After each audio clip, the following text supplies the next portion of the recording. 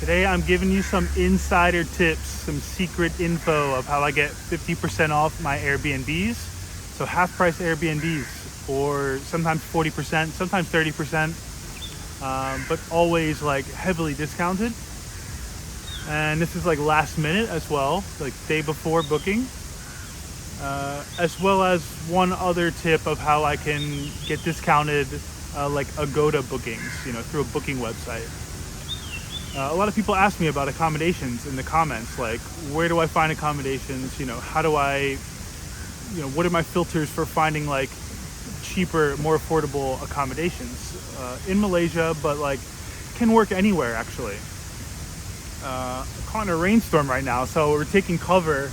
Found a spot where it's it's pretty dry, so it's perfect. So let me start with the Airbnb technique. I've been using this for literally, I want to say, let's see, I'm 32 years old now. I've probably been using this for 10 years, close to 10 years. So what this involves is essentially booking a last minute reservation. So this would be the day before you want to travel. You have to go to Airbnb, look at the city you want to travel, put in your dates, and this should be from tomorrow. So this would be if I were to start booking for tomorrow. I want to stay somewhere tomorrow, right? And I need you to find 3 to 5, up to 10 Airbnbs that you want to stay at. Now, for the price, you can actually look 30, 40, 50% higher than your budget actually is. So better Airbnbs than you would typically stay at for whatever your budget is. Or you can look in your budget and you will just end up saving money. You will actually end up spending below your budget. So find 3 to 5, up to 10. I like to find 5, 6, 7 Airbnbs that I would be happy to stay at, right? And that are available starting the next day. And so bookmark all 5, and immediately go to the first one, and you're going to want to contact the host. You're going to want to send a message to the host. Airbnb allows you to send a message to any host to ask a question or anything, right? And so start out by saying, hey, let's say their name is Jane. Hey, Jane, make it pretty formal, make it look nice. A lot of bugs here, Jesus. Make it pretty nice and formal, right? Hey, Jane, I came across your room, or I came across your condo. It looks really nice. It looks like it would work really well for my stay. This is just an example of what I would write. I saw your condo, saw your Airbnb, looks great. It is definitely out of my budget. This is what I would say. It's definitely out of my budget. Say my budget is, you can give them your exact budget. Or you can say, I'm only able to spend, and again, I'm gonna give you an example. I'm only able to spend 500 ringgit, or I'm only able to spend, 100 US dollars. And the total comes out to, say, 200 US dollars. The total comes out to 800 ringgit. And so, it's higher than you can afford, right? That's what you're kind of letting them know. And you're not lying, I typically look for places I couldn't normally afford.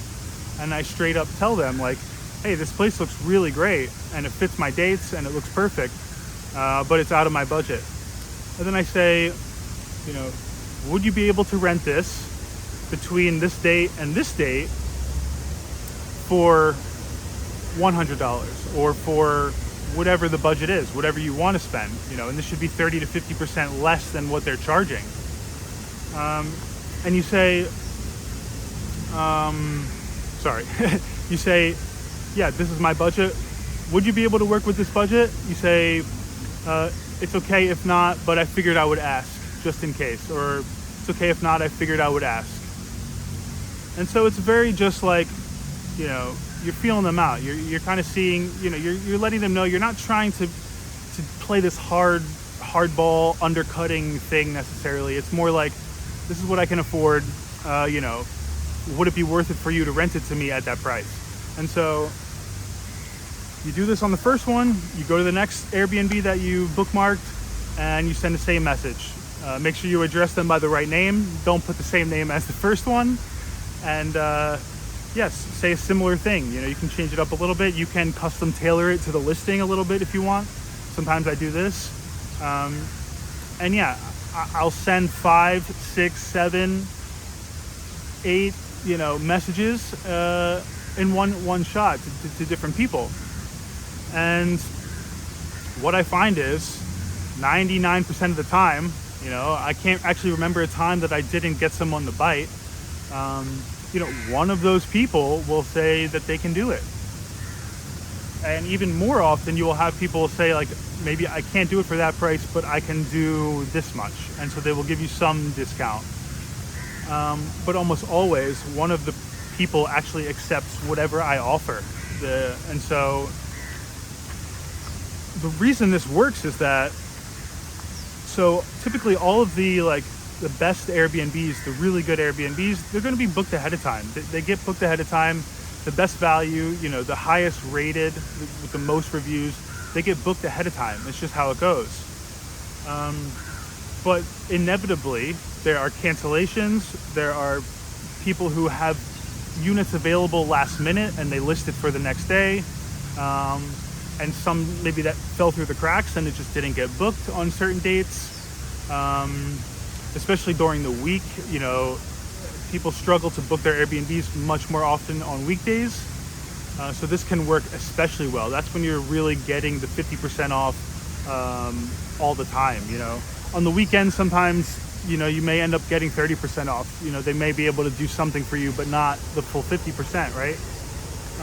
But this works just because it's a supply-demand thing, and you're actually benefiting off of the last-minute nature of it. And so people get desperate, or people just realize that, hey, I can either have this booked for less than I wanted to take, or I can make nothing and have the place be, vacant for those days. And a lot of times people will choose to get some money rather than their full asking price. It's the same as making an offer for a home or anything, a car, negotiating anything. It's like, why would I not negotiate my Airbnb as well? So it seems like a no-brainer to me, but very few people do this. And anybody I've ever told, they're just like, oh, wow, that's smart. I've never thought of that, or I've never done that.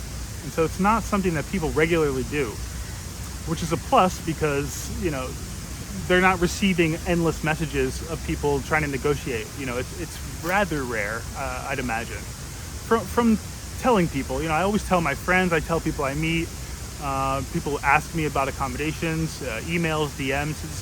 I tell them this. So I figured, why not make a video about this, right? This could help a lot of people. And hopefully not saturate the technique. But it's relatively foolproof, and I've been doing it for so many years, and I've stayed in such a higher level of Airbnb than I would normally be able to afford. So I find this has been working really well in Malaysia. Whether that's because, I think it's because there is such a high supply. There is actually a lot of condos vacant and available. A lot of these people who have listings, they have 15 different listings in the same condo building, and so they're not renting them all out. They oftentimes have availabilities, right? So it just works really well. But yeah, that's pretty much the Airbnb technique. That is the first technique. That is, to me, the best one. That is where you're going to get the best value. Even compared to Agoda, even with my discount technique, it's no, the Airbnbs, you're going to get a better value and typically a better stay. Unless you just love hotels, right? Then maybe this Agoda method will be better. And it's not anything crazy. I call it a technique, but it's just common sense, right? And so now that I'm traveling so much, and I have been staying in hotels, moving around a lot, I've started booking through Agoda. Whereas I used to just book through whatever website, booking.com, Agoda, whatever. I would just pick one wherever it looked the cheapest or whatever I Googled and it came up. But the good thing about Agoda is if you register an account, they have a thing where as you keep booking hotels, if you book a certain amount of hotels per year, your status goes up, and your discounts on those rooms goes more and more and more, all the way up to the highest level of membership, whatever it is, a diamond, I don't know, where you get 25% off of hotel rooms. Not all of them, but there's a lot of hotels that do participate and do partner with Agoda to give the members, the rewards members, like a cheaper price. And so if I can't find an Airbnb that's feasible that I want to stay in, I will just use Agoda because my account is now at that status. So for the most part, you just need to always use Agoda when you're making the bookings. If you don't travel barely at all, like this is not gonna work great for you, and the Airbnb method is better.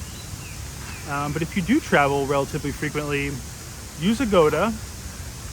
Step 2, use your mobile phone with Agoda. You will always get a cheaper price, or most of the time you will get a bit more of a discount if you're doing it on mobile. With the website, I don't even use the app, I use the website. Do it on mobile, and additionally, and I don't know why this works, right? So you make sure you're logged in on your Agoda account, and like you can say you're browsing hotels and you see one, you see the price, it's 80 ringgit per night, 80 RM per night. And for some reason, if you then go to Google and you Google the hotel, Google now comes up with like the price comparison. So the Agoda price, the booking.com price, all the websites, right? There's 100 of them now. Traveloka, it'll show you the prices, what they charge. And if you click on the Agoda link there in the Google, search results that you searched, it will take you to the Agoda website. It will take you to the room, and 80% of the time, the room is cheaper. Now less than what you saw when browsing directly on the Agoda website. It goes down a little bit.